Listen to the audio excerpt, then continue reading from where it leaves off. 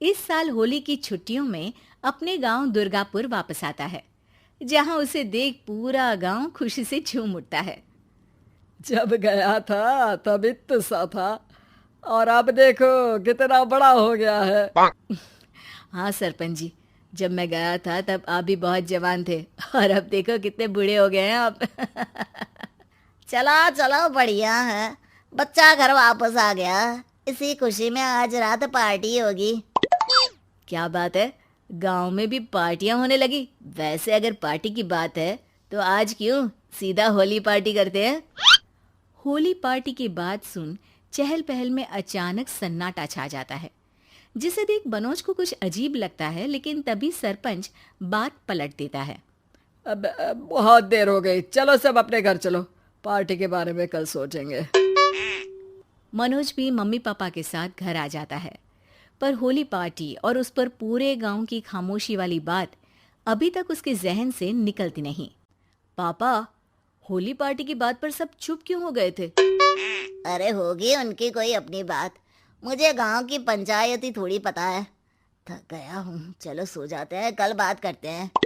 पापा की बात मानते हुए मनोज भी सोने चला जाता है। आज तो छुपा लिया, लेकिन हफ्ते बाद जब होली का दिन आएगा तब इसे कैसे रोकोगे? अगली सुबह सूरज के साथ ही मनोज भी गांव घूमने निकल जाता है, जिस पर रास्ते में उसे अपनी ही उम्र के कुछ लड़के भी मिलते हैं, जिनसे दोस्ती कर अब वो उनके साथ घूमने लगता है। इसी तरह कुछ दिन बीत जाते हैं और होली नजदीक आने लगती है। दोस्तों, होली में 4 दिन ही बचे हैं, पर गांव में उसकी कोई तैयारियां क्यों नहीं दिख रही? क्योंकि यहाँ होली नहीं मनाई जाती। अरे पर ऐसा क्यों? वो राजा भूषण। अरे तुम 4 दिन के लिए आए हो, क्या इतना सोच रहे हो? चलो कुछ खाने चलते हैं। इसी के साथ एक बार फिर होली की बात को टलते हुए देख मनोज को शक होने लगता है। वो घर पहुंचते ही इंटरनेट पर अपने गांव और राजा भूषण के बारे में जानकारी निकालने लगता है। क्या? मुझे आज तक ये नहीं पता था। ऐसा कैसे? किसी ने मुझे कुछ बताया क्यों नहीं? सारी जानकारी लेने के बाद मनोज गांव वालों या अपने मम्मी पापा से कुछ पूछे बिना खुद ही उसकी सच्चाई के बारे में छानबीन करने लगता है, जिसके चलते वो राजा भूषण की हवेली में पहुंचता है। वाह, क्या हवेली है यार।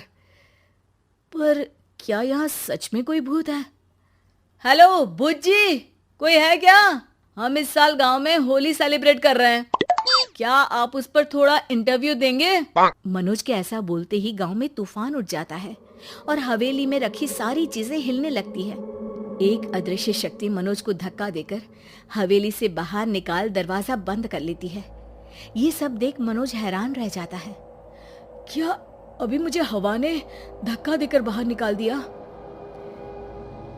मेरे होते हुए इस गांव में कभी होली नहीं मन सकती, इसलिए दोबारा ऐसी कोशिश भी मत करना, अंजाम बुरा होगा। आवाज सुन मनोज हैरानी से इधर उधर देखने लगता है, पर उसे कोई दिखाई नहीं देता। वो गांव वापस आ जाता है, जहां तूफान की वजह से सब कुछ तहस महस हो चुका होता है। आखिर ये तूफान आया कैसे?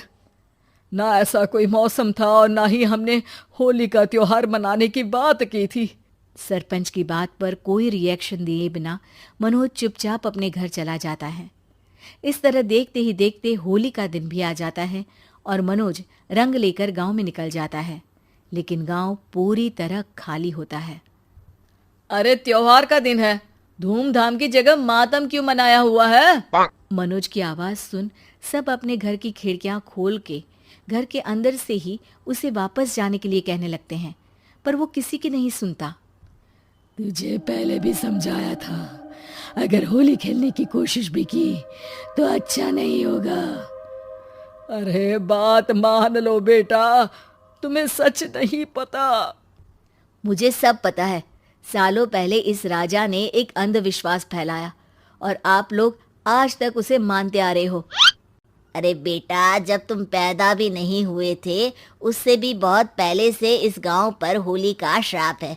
अगर गांव में होली का त्योहार मनाया जाता है तो प्रलय आना पक्की बात होती है।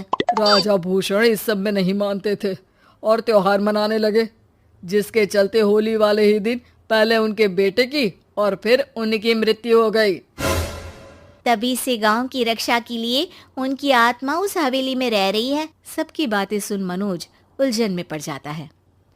सोचना भी मत मनोज, अगर तुमने इस परंपरा को तोड़ने की कोशिश भी की तो उसका परिणाम इस गांव और गांव के लोगों के लिए अच्छा नहीं होगा। मुझे भी यकीन नहीं हो रहा कि आप लोग एक बेतुकी बात को मानकर सालों से रंगों के त्योहार को मातम की तरह मनाते आ रहे हो। मनोज किसी की कोई बात ना मानते हुए पूरे गांव में रंग बिखेर देता है, जिसके तुरंत बाद वहां तूफान के साथ बिजलियां गरजने लगती है। अचानक मौसम में ऐसा बदलाव देख जहां मनोज कंफ्यूजन में आ जाता है, वहीं गांव वाले डर से सहम जाते हैं।